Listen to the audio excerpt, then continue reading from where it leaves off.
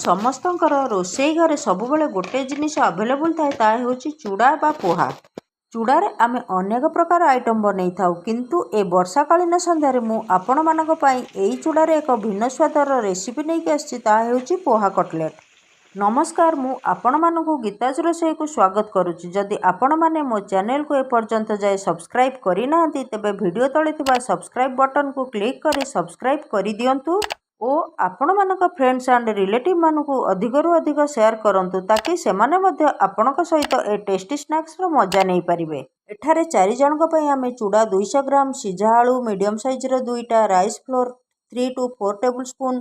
ଯଦି ଆପଣଙ୍କ ପାଖରେ ରାଇସ୍ ଫ୍ଲୋର୍ ନାହିଁ, ତେବେ କର୍ଣ୍ଣଫ୍ଲୋର୍ ମଧ୍ୟ ନେଇପାରିବେ। ଗୋଟେ ବଡ଼ ପିଆଜ, 2ଟା କଞ୍ଚା ଲଙ୍କା, ହାଫ୍ ଟେବୁଲ୍ ସ୍ପୁନ୍ ଗୋଟା ଜିରା, half tablespoon chilli flake, 1.5 tablespoon sugar, 1 tablespoon ଆମଚୁର ବା ଚାଟ୍ ମସଲା, 1 ଟେବୁଲ୍ ସ୍ପୁନ୍ ଧନିଆ ପାଉଡର, 1 ଟେବୁଲ୍ ସ୍ପୁନ୍ ଜିରା ପାଉଡର, 1/4 ଟେବୁଲ୍ ସ୍ପୁନ୍ ଗରମ ମସଲା, ଫାଳେ ଲେମ୍ବୁ, କିଛି ଧନିଆ ପତ୍ର, ଆବଶ୍ୟକ ଅନୁଯାୟୀ ଲୁଣ, ରିଫାଇଣ୍ଡ ଅଏଲ୍ ଛାଣିବା ପାଇଁ। ପ୍ରଥମେ ଚୁଡ଼ାକୁ ଗୋଟେ ପଟ୍ରେ ନେଇ 3 ରୁ 4 ଥର ଭଲ ଭାବରେ ଧୋଇ 6-7 ମିନିଟ୍ ବତୁରାଇ ଦେବା। ଯଦି ଏକଦମ ପତଳା ଚୁଡ଼ା ହୋଇଥିବ, ତେବେ ବତୁରାଇବା ଦରକାର ନାହିଁ, ଡାଇରେକ୍ଟ ଧୋଇ ଷ୍ଟ୍ରେନରରେ ଛାଣିଦେବେ। ତାପରେ ବତୁରା ଚୁଡ଼ାକୁ ଗୋଟେ ଷ୍ଟ୍ରେନରରେ ଛାଣିଦେବା। ପିଆଜ, କଞ୍ଚା ଲଙ୍କା, ଧନିଆ ପତ୍ରକୁ ଚୁନ୍ ଚୁନ୍ କରି କାଟି ନେବା। ସିଝା ହୋଇଥିବା ଆଳୁକୁ ଗୋଟେ ପଟ୍ରେ ନେଇ ଭଲ ଭାବରେ ଚକଟି ଦେବା। ଚାହିଁଲେ ଗ୍ରେଟରରେ ଆପଣ ଗ୍ରେଟ୍ କରିପାରିବେ। ତାପରେ ସେହି ଚୁଡ଼ାକୁ ଆଳୁରେ ପକାଇ ଭଲ ଭାବରେ ଚକଟି ଦେବା।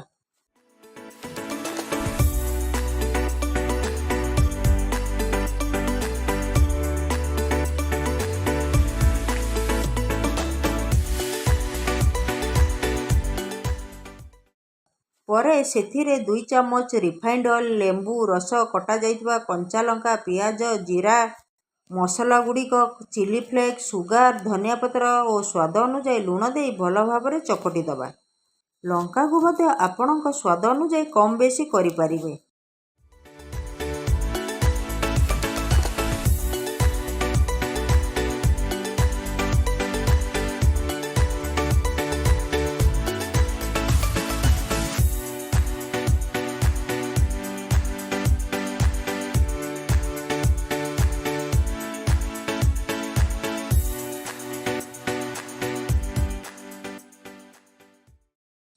ତାପରେ ସେଥିରେ ରାଇସ୍ ଫ୍ଲୋର୍ ପକାଇ ଭଲ ଭାବରେ ଚକଟି ଦେବା।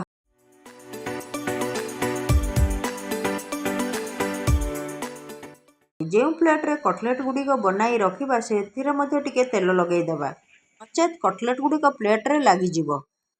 ହାତରେ ଟିକେ ତେଲ ଲଗାଇ ଡୋ ଗୁଡ଼ିକୁ ନିଜ ଇଚ୍ଛା ଅନୁଯାୟୀ ସେପ୍ ଦେବା, ହେଲେ ବେଶୀ ମୋଟା କିମ୍ବା ବେଶୀ ପତଳା କରିବେନି। କଡ଼ାଇରେ ତେଲକୁ ଭଲ ଭାବରେ ଗରମ କରିବା ପରେ ଗ୍ୟାସ୍ର ଫ୍ଲେମ୍କୁ ମିଡ଼ିୟମ୍କୁ ଆଣି କଟଲେଟ୍ ଗୁଡ଼ିକୁ ପକାଇବା। ମନେ ରଖନ୍ତୁ, ତେଲ ବେଶୀ ଗରମ ହେଲେ ପୋଡ଼ିଯିବ, କମ୍ ଗରମ ହେଲେ କଟଲେଟ୍ ଗୁଡ଼ିକରେ ତେଲ ଟାଣିବ।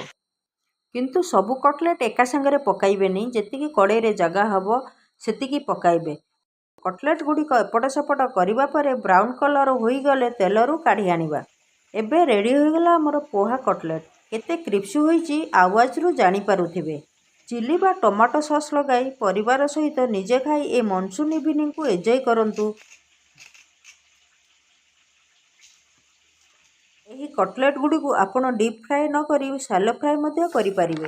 ଫ୍ରେଣ୍ଡସ୍, ଭିଡ଼ିଓରେ ଦିଆଯାଇଥିବା ସମସ୍ତ କୁକିଂ ପ୍ରୋସିଜରକୁ ଫଲୋ କରି ଆପଣ ପୋହା କଟଲେଟ୍ ବନାନ୍ତୁ ଓ ଆପଣଙ୍କ ଏକ୍ସପିରିଏନ୍ସକୁ ମୋ ସହିତ କମେଣ୍ଟ ମାଧ୍ୟମରେ ସେୟାର କରନ୍ତୁ। ଆପଣଙ୍କ କମେଣ୍ଟ ହିଁ ମୋର ଇନ୍ସପିରେସନ୍। ରହୁଛି, ପୁଣି ଦେଖା ହେବ ନେକ୍ସଟ ଭିଡ଼ିଓରେ। ଜୟ ଜଗନ୍ନାଥ।